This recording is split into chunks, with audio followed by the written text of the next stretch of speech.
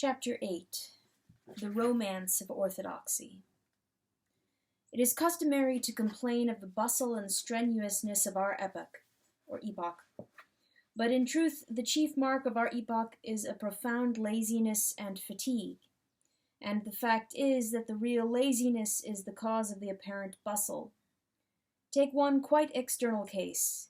The streets are noisy with taxicabs and motor cars, but this is not due to human activity but to human repose. There would be less bustle if there were more activity, if people were simply walking about. Our world would be more silent if it were more strenuous. And this, which is true of the apparent physical bustle, is true also of the apparent bustle of the intellect. Most of the machinery of modern language is labor-saving machinery, and it saves mental labor very much more than it ought.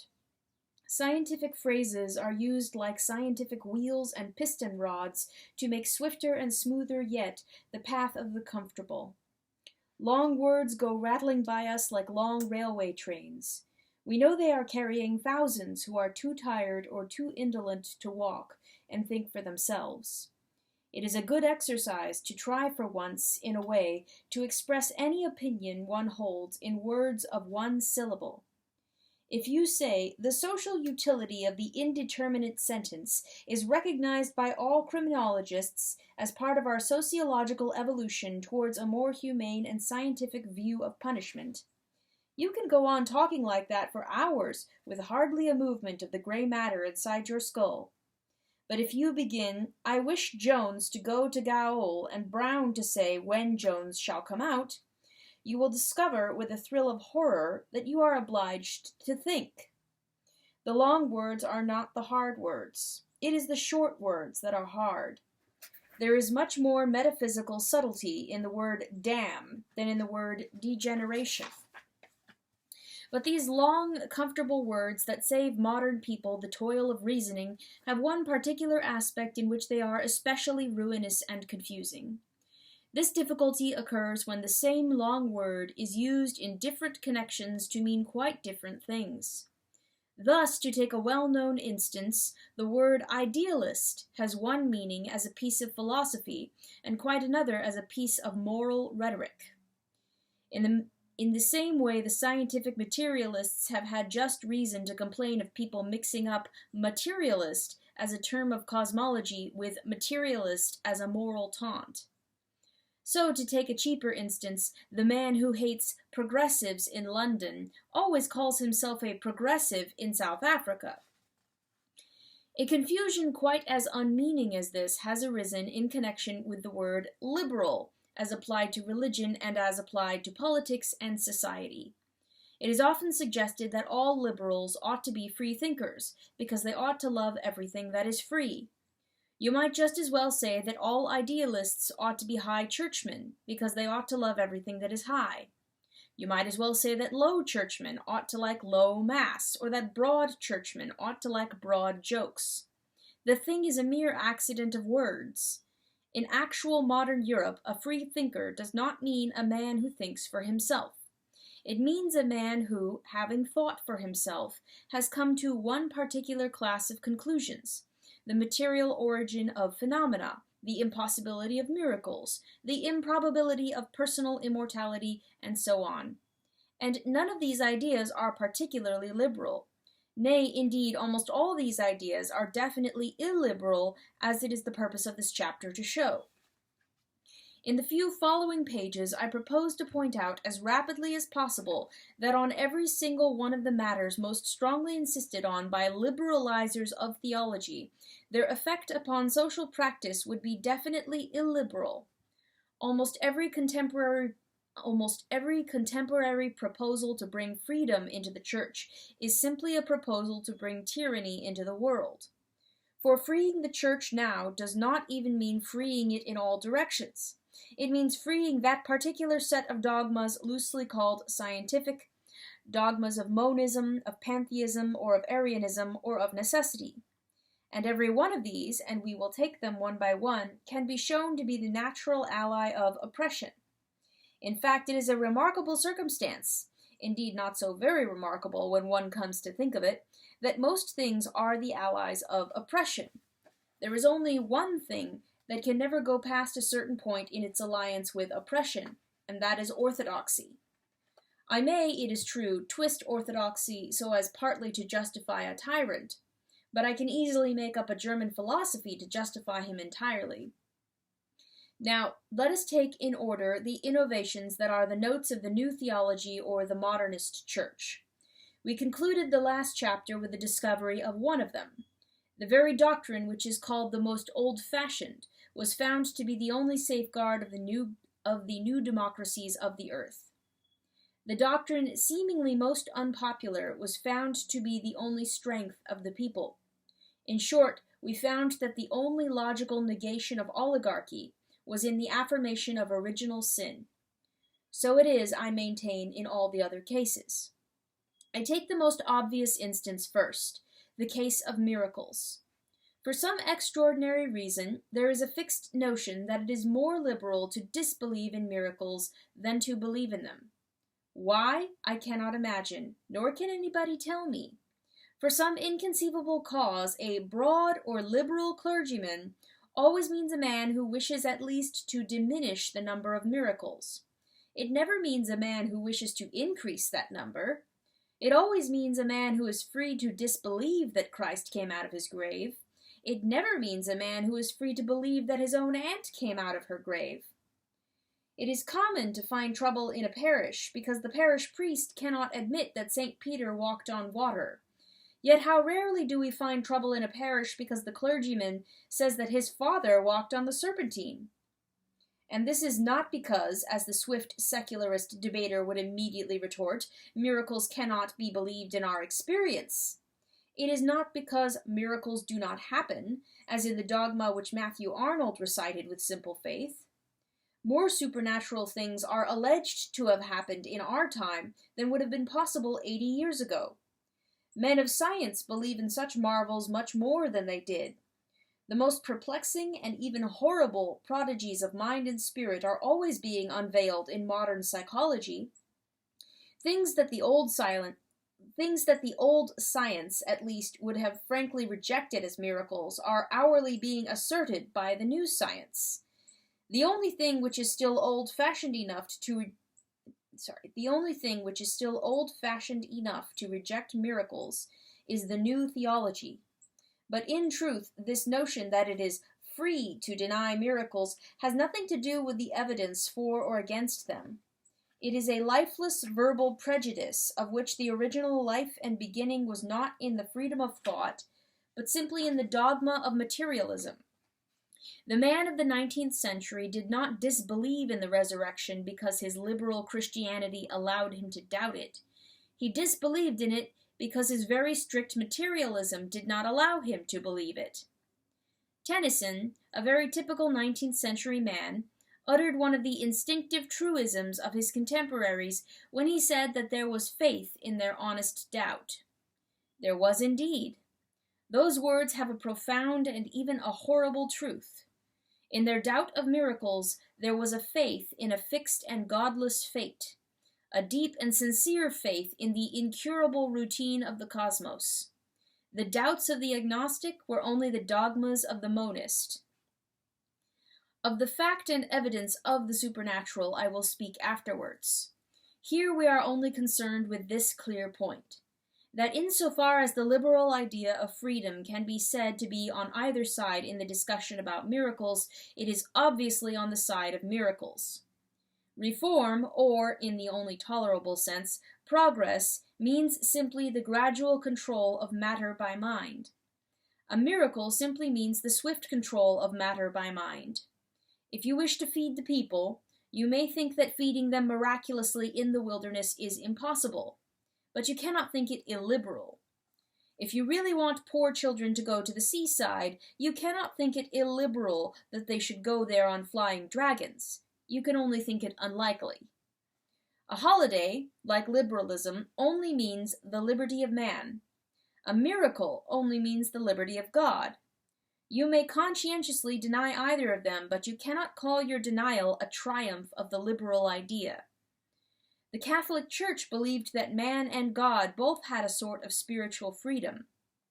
Calvinism took away the freedom from man, but left it to God.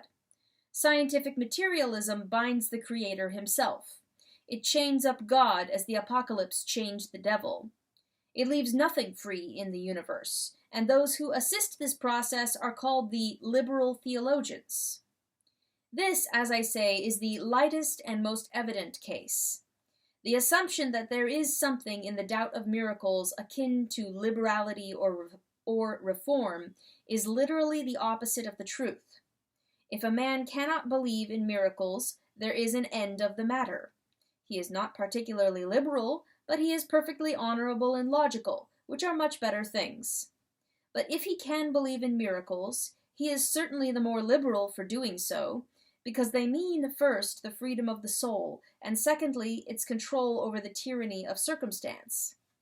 Sometimes this truth is ignored in a singularly naive way, even by the ablest men. For instance, Mr. Bernard Shaw speaks with hearty old-fashioned contempt for the idea of miracles, as if they were a sort of breach of faith on the part of nature. He seems strangely unconscious that miracles are only the final flowers of his own favorite tree, the doctrine of the omnipotence of will. Just in the same way he calls the desire for immortality a paltry selfishness, forgetting that he has just called the desire for life a healthy and heroic selfishness. How can it be noble to wish to make one's life infinite, and yet mean to wish to make it immortal? No, if it is desirable that man should triumph over the cruelty of nature or custom, then miracles are certainly desirable. We will discuss afterwards whether they are possible. But I must pass on to the larger cases of this curious error, the notion that the liberalizing of religion in some way helps the liberation of the world. The second example of it can be found in the question of pantheism, or rather of a certain modern attitude which is often called immanentism, and which often is Buddhism. But this is so much more difficult a matter that I must approach it with rather more preparation. The things said most confidently by advanced persons to crowded audiences are generally those quite opposite to the fact. It is actually our truisms that are untrue. Here is a case. There is a phrase of facile liberality uttered again and again at ethical societies and parliaments of religion. The religions of the earth differ in rites and forms, but they are the same in what they teach. It is false.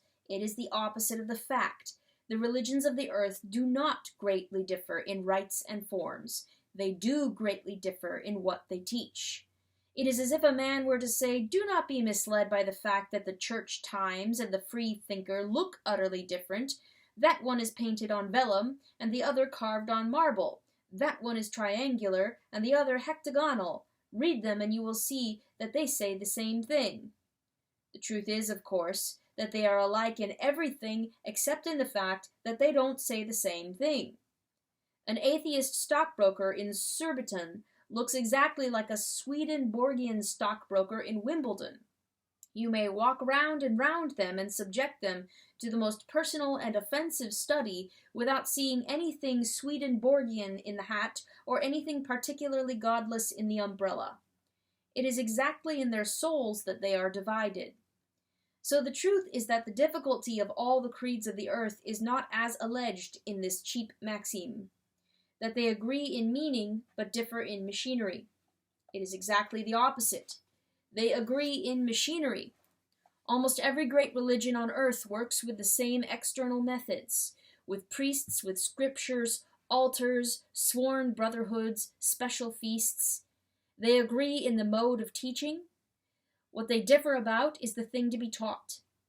Pagan optimists and Eastern pessimists would both have temples, just as liberals and Tories would both have newspapers.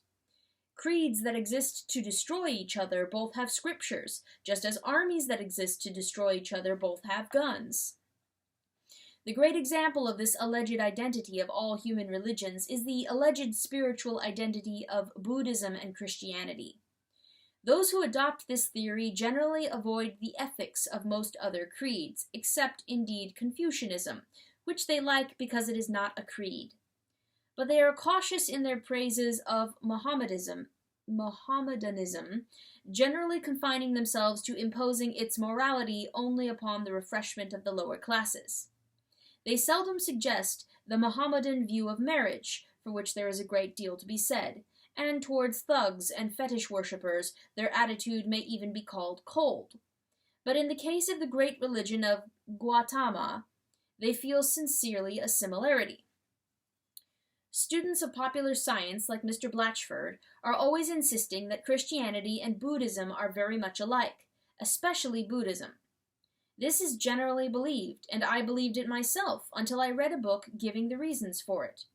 The reasons were of two kinds: resemblances that meant nothing because they were common to all humanity, and resemblances which were not resemblances at all. The author solemnly explained that the two creeds were alike in things which all creeds are alike, or else he described them as alike in some point in which they are quite obviously different. Thus, as a case of the first class, he said that both Christ and Buddha were called by the divine voice coming out of the sky, as if you would expect the divine voice to come out of the coal cellar. Or again, it was gravely urged that these two Eastern teachers, by a singular coincidence, both had to do with the washing of feet. You might as well say that it was a remarkable coincidence that they both had feet to wash. And the other class of similarities were those which simply were not similar. Thus, this reconciler of the two religions draws earnest attention to the fact that at certain religious feasts, the robe of the Lama is rent in pieces out of respect, and the remnants highly valued. But this is the reverse of a resemblance, for the garments of Christ were not rent in pieces out of respect, but out of derision, and the remnants were not highly valued, except for what they would fetch in the rags shops. It's rather like alluding to the obvious connection between the two ceremonies of the sword, when it taps a man's shoulder, and when it cuts off his head. It is not at all similar for the man. These scraps of puerile pedantry would indeed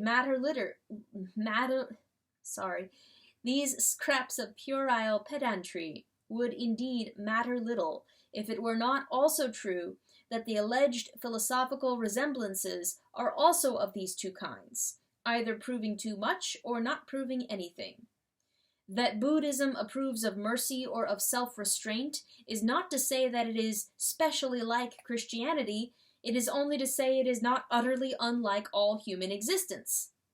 Buddhists disapprove in theory of cruelty or excess, because all sane human beings disapprove in theory of cruelty or excess. But to say that Buddhism and Christianity give the same philosophy of these things is simply false.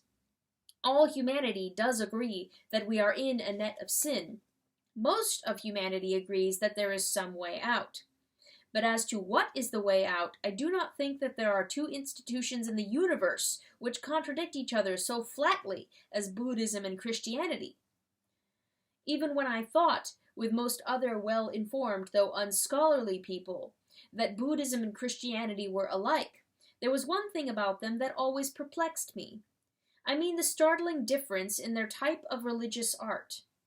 I do not mean in its technical style of representation, but in the things that it was manifestly meant to represent. No two ideals could be more opposite than a Christian saint in a Gothic cathedral and a Buddhist saint in a Chinese temple. The opposition exists at every point, but perhaps the shortest statement of it is that the Buddhist saint always has his eyes shut, while the Christian saint always has them very wide open. The Buddhist saint has a sleek and harmonious body, but his eyes are heavy and sealed with sleep. The medieval saint's body is wasted to its crazy bones, but his eyes are frightfully alive. There cannot be any real community of spirit between forces that produced symbols so different as that. Granted that both images are extravagances, are perversions of the pure creed, it must be a real divergence which could produce such opposite extravagances. The Buddhist is looking with a peculiar intentness inwards. The Christian is staring with a frantic intentness outwards. If we follow that clue steadily, we shall find some interesting things. A short time ago, Mrs. Besant, in an interesting essay, announced that there was only one religion in the world, that all faiths were only versions or perversions of it, and that she was quite prepared to say what it was. According to Mrs. Besant, this universal church is simply the universal self. It is the doctrine that we are really all one person, that there are no real walls of individuality between man and man. If I may put it so, she does not tell us to love our neighbors, she tells us to be our neighbors. That is Mrs. Besant's thoughtful and suggestive description of the religion in which all men must find themselves in agreement. And I never heard of any suggestion in my life with which I more violently disagree. I want to love my neighbor, not because he is I, but precisely because he is not I. I want to adore the world, not as one likes a looking-glass, because it is one's self, but as one loves a woman, because she is entirely different. If souls are separate, love is possible. If souls are united, love is obviously impossible. A man may be said loosely to love himself, but he can hardly fall in love with himself, or, if he does, it must be a monotonous courtship. If the world is full of real selves, they can be really unselfish selves. But upon Mrs. Besant's principle, the whole cosmos is only one enormously selfish person. It is just here that Buddhism is on the side of modern pantheism and immanence. And it is just here that Christianity is on the side of humanity and liberty and love. Love desires personality, therefore love desires division. It is the instinct of Christianity to be glad that God has broken the universe into little pieces, because they are living pieces. It is her instinct to say, "Little children, love one another," rather than to tell one large person to love himself. This is the intellectual abyss between Buddhism and Christianity, that for the Buddhist or the Theosophist, personality is the fall of man. For the Christian, it is the purpose of God, the whole point of his cosmic idea. The world soul of the Theosophists asks man to love it only in order that man may throw himself into it. But the divine center of Christianity actually threw man out of it in order that he might love it. The Oriental deity is like a giant who should have lost his leg or hand and be always seeking to find it. But the Christian power is like some giant who, in a strange generosity, should cut off his right hand, so that it might of its own accord shake hands with him. We come back to the same tireless note touching the nature of Christianity. All modern philosophies are chains which connect and fetter. Christianity is a sword which separates and sets free.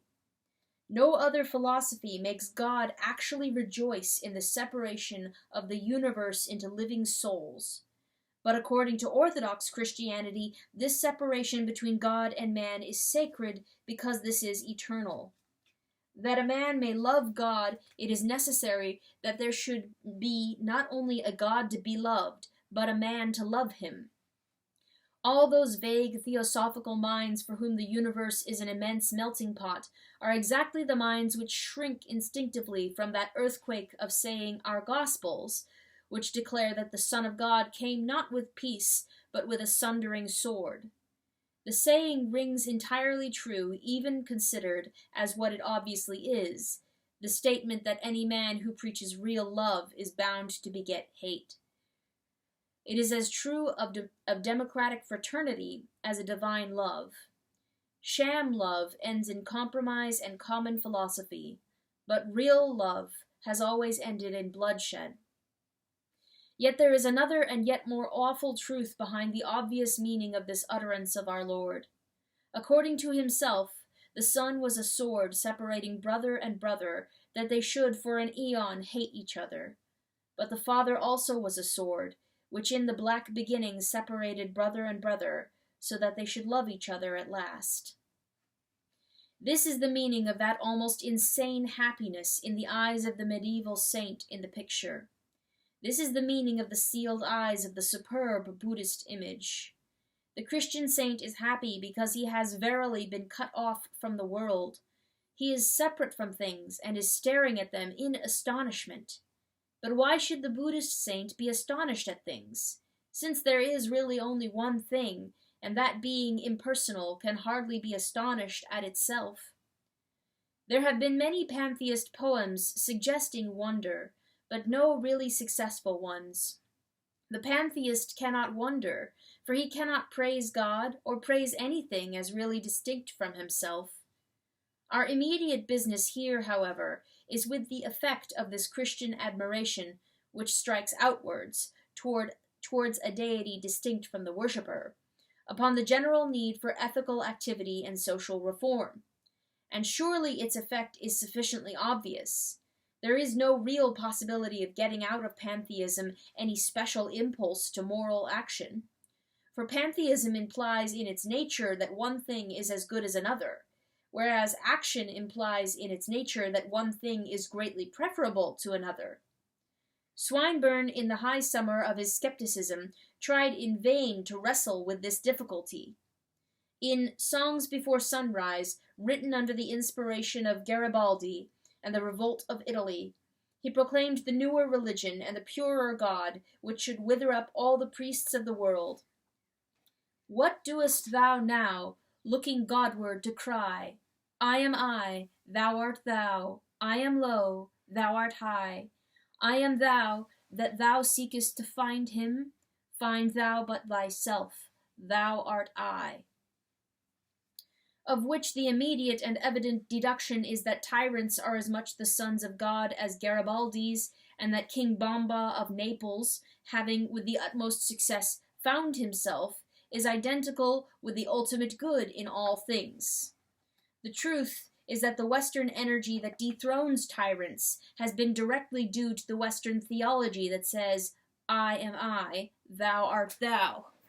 The same spiritual separation which looked up and saw a good king in the universe, looked up and saw a bad king in Naples. The worshippers of Bomba's god dethroned Bomba. The worshippers of Swinburne's god have covered Asia for centuries and have never dethroned a tyrant. The Indian saint may reasonably shut his eyes because he is looking at that which is I and thou and we and they and it. It is a rational occupation, but it is not true in theory and not true in fact that it helps the Indian to keep an eye on Lord Curzon. That external vigilance, which has always been the mark of Christianity, the command that we should watch and pray, has expressed itself both in typical Western orthodoxy and in typical Western politics. But both depend on the idea of a divinity transcendent, different from ourselves, a deity that disappears. Certainly, the most sagacious creeds may suggest that we should pursue God into deeper and deeper rings of the labyrinth of our own ego. But only we of Christendom have said that we should hunt God like an eagle upon the mountains, and we have killed all monsters in the chase. Here again, therefore, we find that insofar as we value democracy and the self-renewing energies of the West, we are much more likely to find them in the old theology than in the new. If we want reform, we must adhere to orthodoxy, especially in this matter, so much disputed in the councils of Mr. R. J. Campbell. The matter of insisting on the immanent or the transcendent deity. By insisting specially on the immanence of God, we get introspection, self-isolation, quietism, social indifference, Tibet.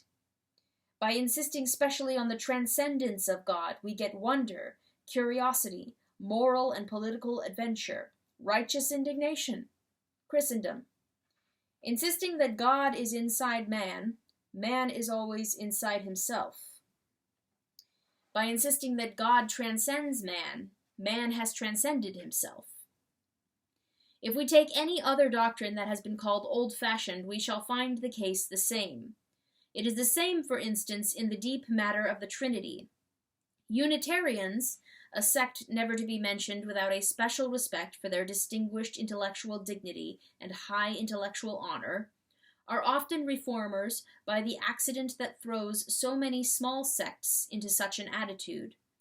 But there is nothing in the least liberal or akin to reform in the substitution of pure monotheism for the Trinity. The complex God of the Athanasian Creed may be an enigma for the intellect, but he is far less likely to gather the mystery and cruelty of a sultan than the lonely god of Omar or Mahomet.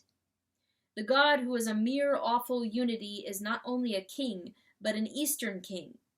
The heart of humanity, especially of European humanity, is certainly much more satisfied by the strange hints and symbols that gather round the Trinitarian idea, the image of a council at which mercy pleads as well as justice, the conception of a sort of liberty and variety existing even in the innermost chamber of the world.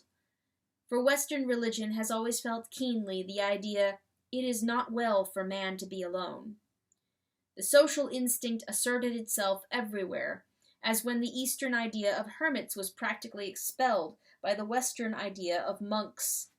So even asceticism became brotherly, and the Trappists were sociable even when they were silent.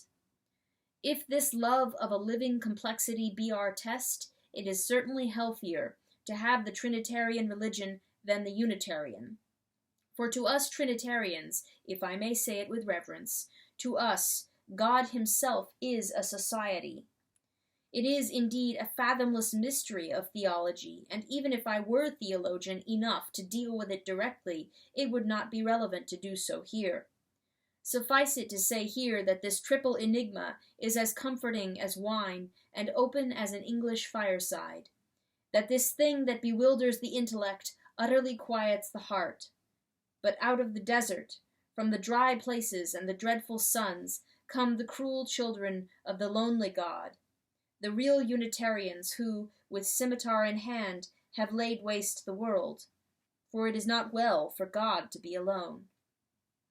Again, the same is true of that difficult matter of the danger of the soul, which has unsettled so many just minds. To hope for all souls is imperative, and it is quite tenable that their salvation is inevitable. It is tenable, but it is not specially favorable to activity or progress. Our fighting and creative society ought rather to insist on the danger of everybody, on the fact that every man is hanging by a thread or clinging to a precipice. To say that all will be well anyhow is a comprehensible remark, but it cannot be called the blast of a trumpet. Europe ought rather to emphasize possible perdition, and Europe always has emphasized it. Here its highest religion is at one with all its cheapest romances. To the Buddhist or the Eastern fatalist, existence is a science or a plan, which must end up a certain way. But to a Christian, existence is a story, which may end up in any way. In a thrilling novel, that purely Christian product, the hero is not eaten by cannibals, but it is essential to the existence of the thrill that he might be eaten by cannibals. The hero must, so to speak, be an eatable hero.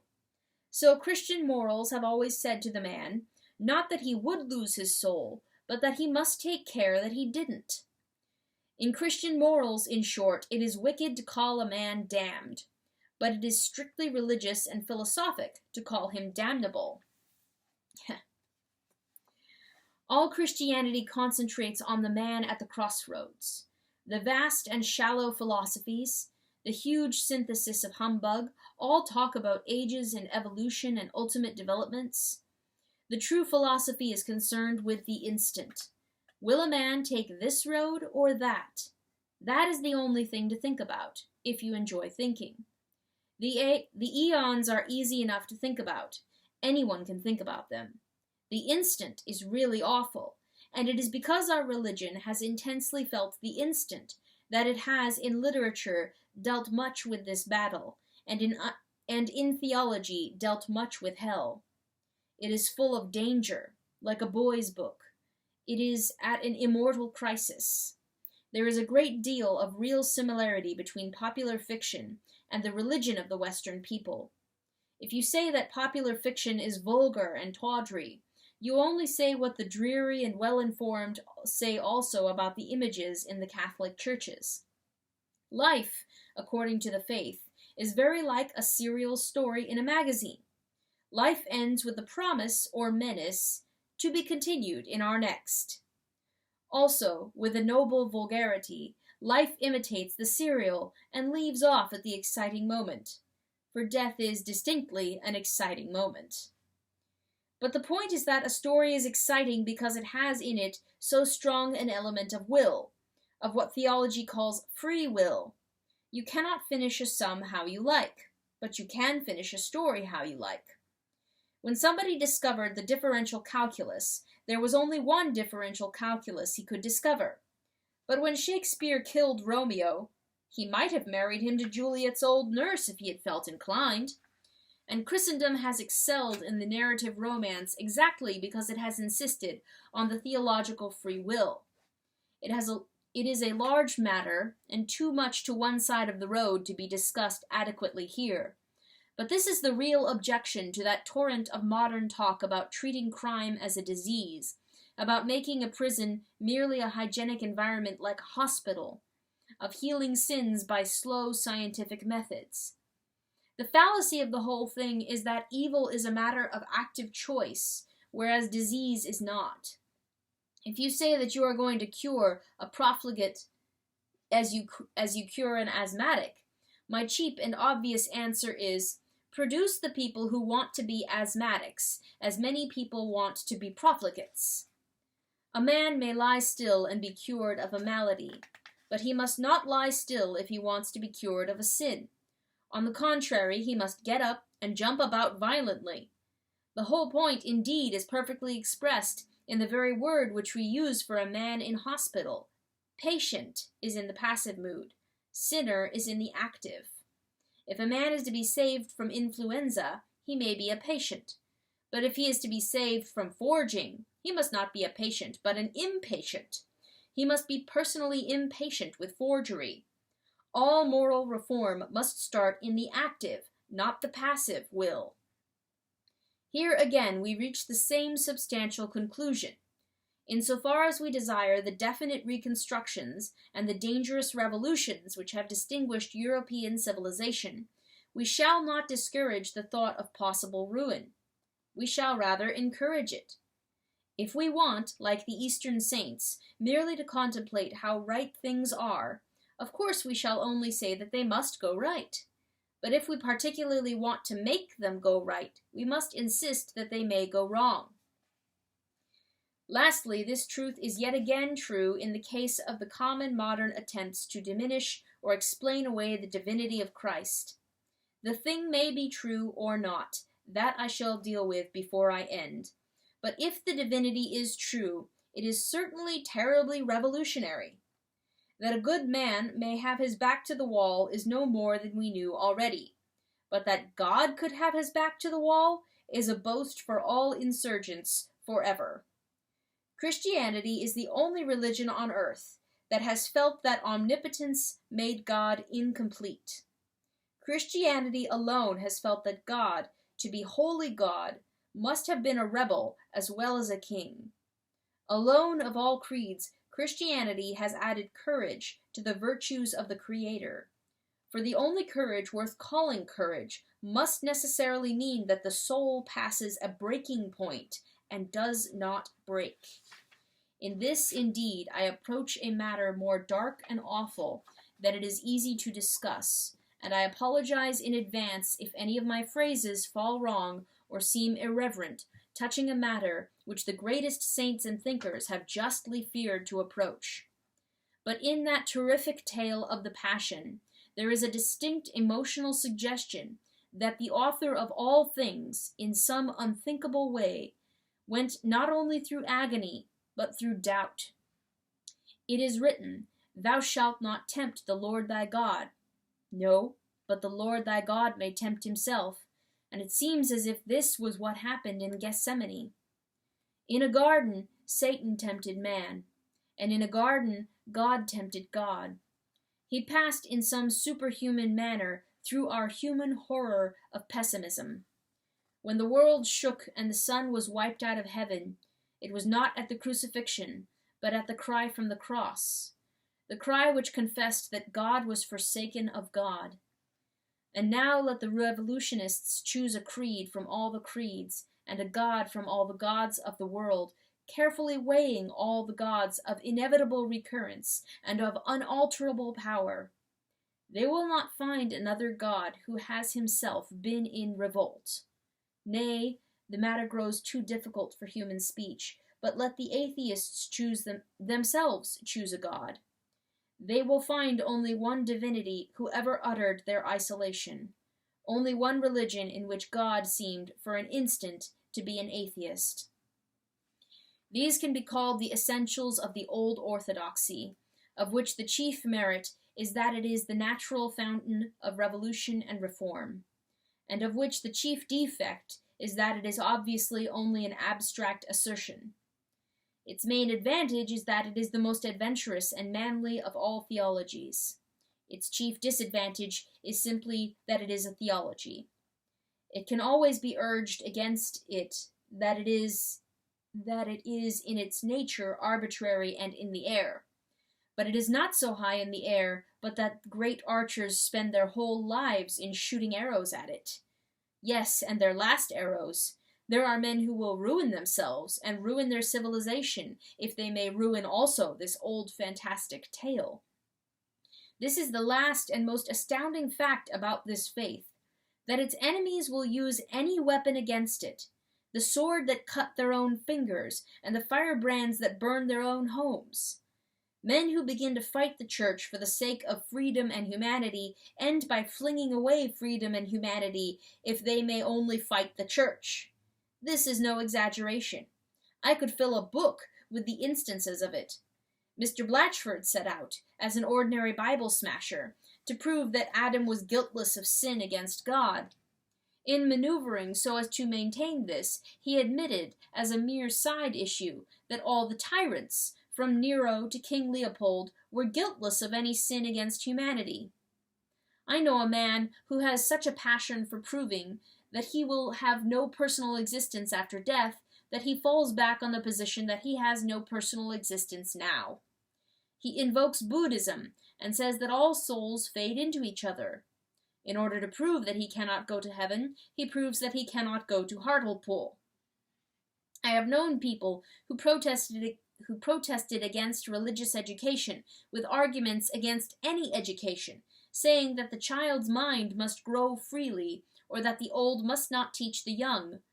I have known people who showed that there could be no divine judgment by showing that there can be no human judgment, even for practical purposes.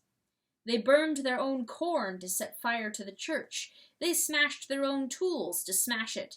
Any stick was good enough to beat it with, though it were the last stick of their own dismembered furniture. We do not admire, we hardly excuse, the fanatic who wrecks this world for love of the other. But what are we to say of the fanatic who wrecks this world out of hatred for the other? He sacrifices the very existence of humanity to the non-existence of God. He offers his victims not to the altar, but merely to assert the idleness of the altar and the emptiness of the throne. He is ready to ruin even that primary ethic by which all things live, for his strange and eternal vengeance upon someone who never lived at all. And yet the thing hangs in the heavens unhurt. Its opponents only succeed in destroying all that they themselves justly hold dear. They do not destroy orthodoxy. They only destroy political and common courage sense. They do not prove that Adam was not responsible to God. How could they prove it? They only prove, from their premise, that the Tsar is not responsible to Russia. They do not prove that Adam should not have been punished by God. They only prove that the nearest sweater should not be punished by men. With their oriental doubts about personality, they do not make certain that we shall have no personal life hereafter. They only make certain that we shall not have a very jolly or complete one here. With their paralyzing hints of all conclusions coming out wrong, they do not tear the book of the recording angel. They only make it a little harder to keep the books of Marshall and Snellgrove. Not only is the faith the mother of all worldly energies, but its foes are the fathers of all worldly confusion. The secularists have not wrecked divine things, but the secularists have wrecked secular things, if that is any comfort to them. The Titans did not scale heaven, but they laid waste the world.